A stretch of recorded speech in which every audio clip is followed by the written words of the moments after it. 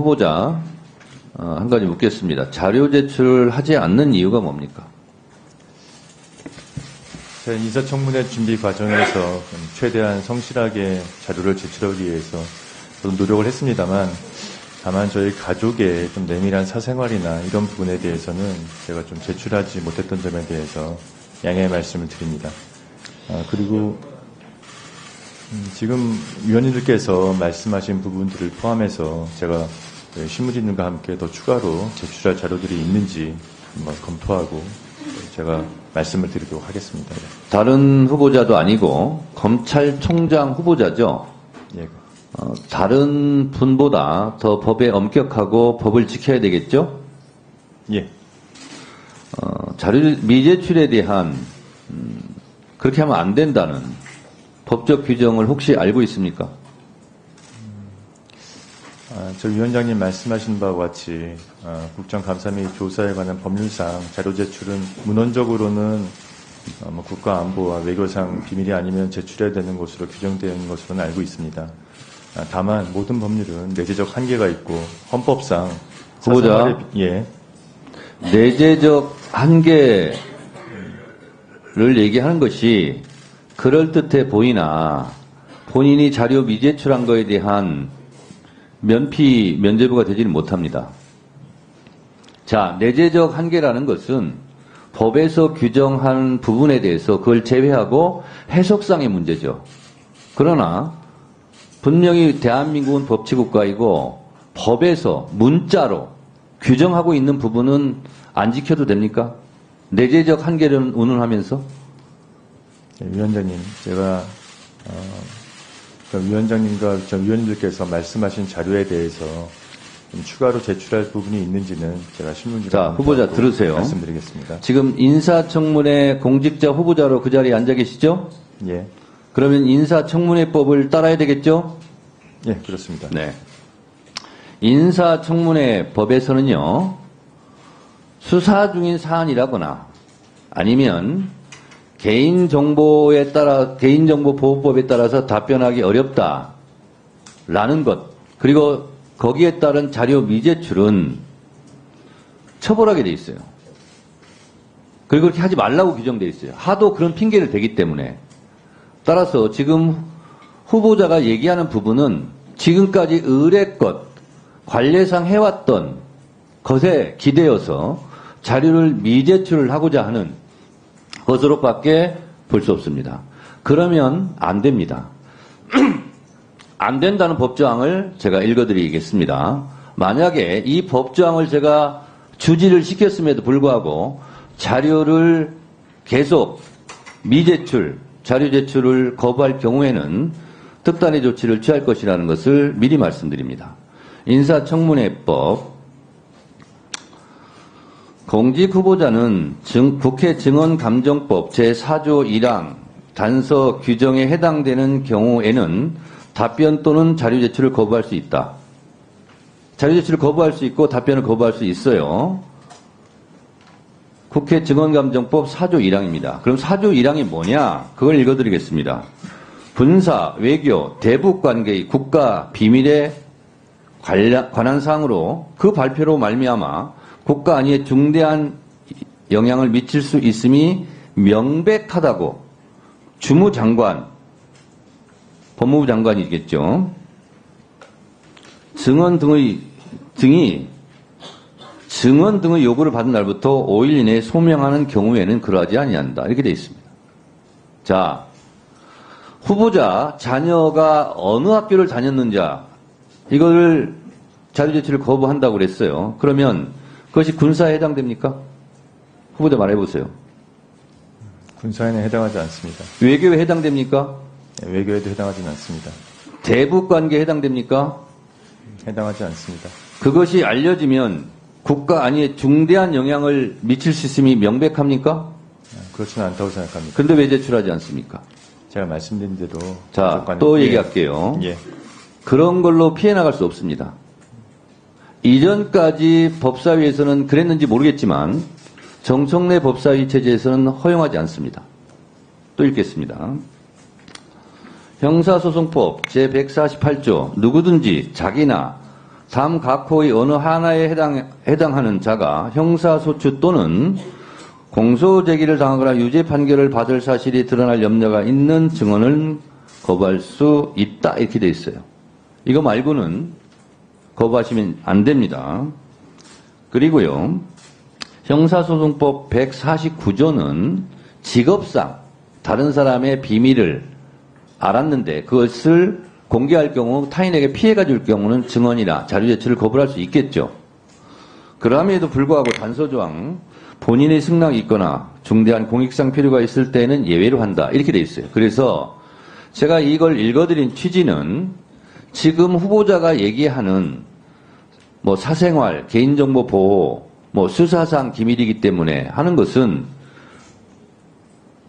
인사청문회법이나 증언감정법에 규정하고 있지 않아요. 그래서 지금까지 22대 국회 법사위에 진행된 청문회 등등에서 수사상 말씀드리기 곤란합니다. 말은 허용하지 않았어요. 마찬가지로 자료 제출도 사생활, 개인정보 보호, 그것이 이 법에 의해서 보호받지 못하고 있어요. 자료 제출하시겠습니까? 제가 실무진과 함께 제출할 수 있는 자료들을 검토해서 말씀드리겠습니다. 자, 저희는 청문회를 해야 되고 자료 제출을 하지 않았기 때문에 청문회를 제대로 진행할 수가 없는 거예요. 그래서 이 부분은 양당 간사 간 지금 협의를 해주시기 바랍니다.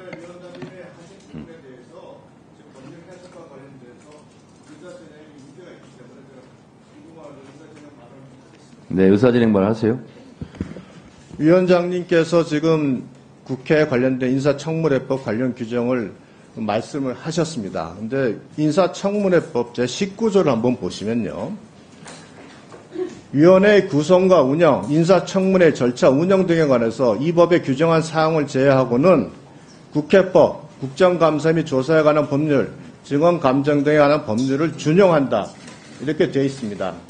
그러면 여기에서 관련된 규정이 준용을 한다면은 그 인사청문회 국정감사법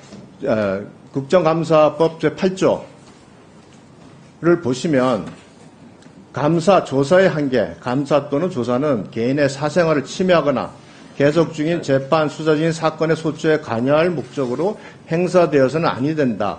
이것이 운영과 관련돼서 준용이 될 수밖에 없습니다. 그래서 지금까지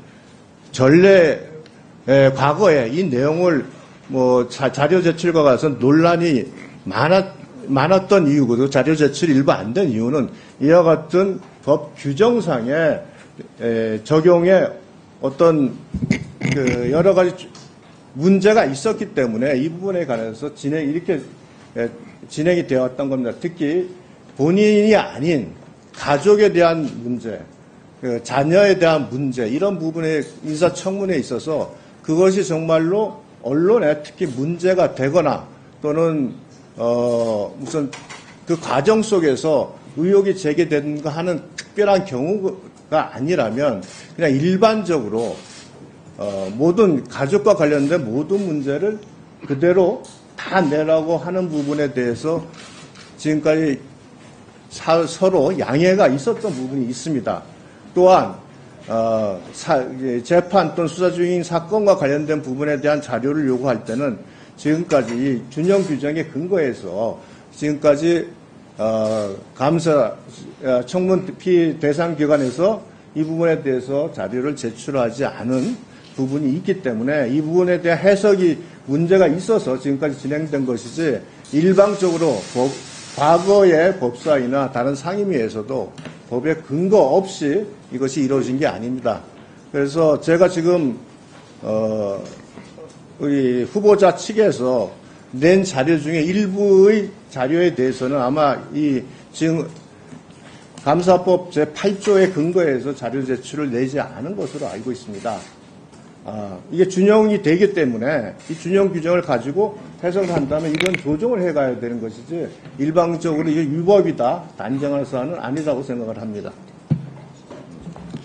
자, 유상범 간사께서 국회 인사청문회법 19조 준용 규정을 말씀하셨습니다.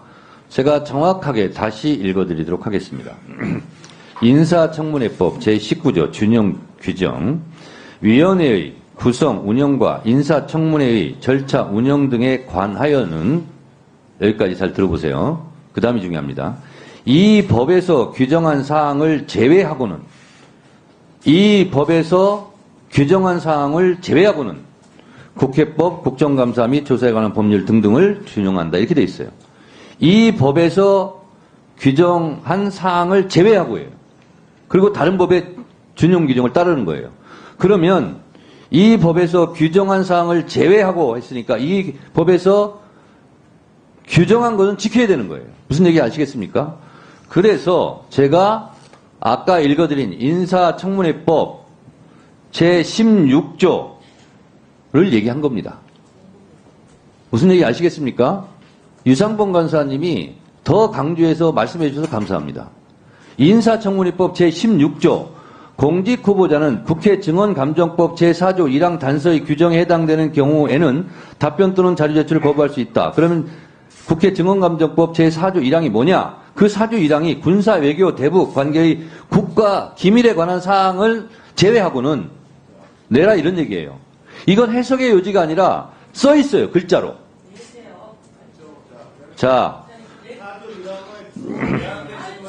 자 됐고요. 잠깐만요. 자, 조용히 하세요. 잠깐만요.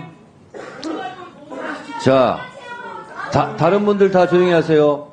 자, 다시 한번 말씀드립니다. 유상범 간사님께서 말씀해 주셔서 더 뚜렷하게 선명하게 됐는데요. 인사청문회법 제19조 인사청문회 이 법에서 규정한 사항을 제외하고는 다른 법을 준용한다.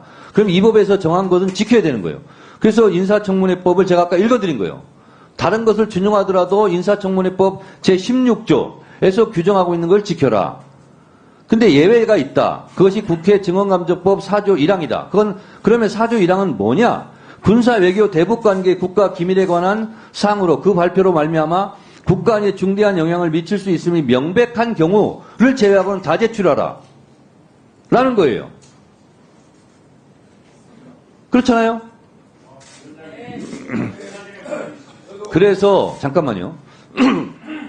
그래서 다른 후보자도 지켜야 되지만 특히 법을 다루는 검찰총장 후보자이기 때문에 이 법을 위반하면서까지 자료를 제출하지 않을 경우, 만약에 검찰총장이 됐을 경우 법을 위반한 사람을 잡아갔어요. 그 잡혀간 사람이 아니 검찰총장도 보니까 국회 인사청문회법을 안 지키던데요. 검찰총장은 왜 안 지키면서 나한테는 지키라고 해요? 이러면 할 말이 없잖아요. 그래서 법 준수에 모범을 보여야 돼요. 그렇지 않으면 검찰총장으로서 직무를 수행하기가 상당히 어려워집니다. 왜? 본인은 검찰총장 출발, 인사청문회 때 인사청문회법부터 안 지켰기 때문에.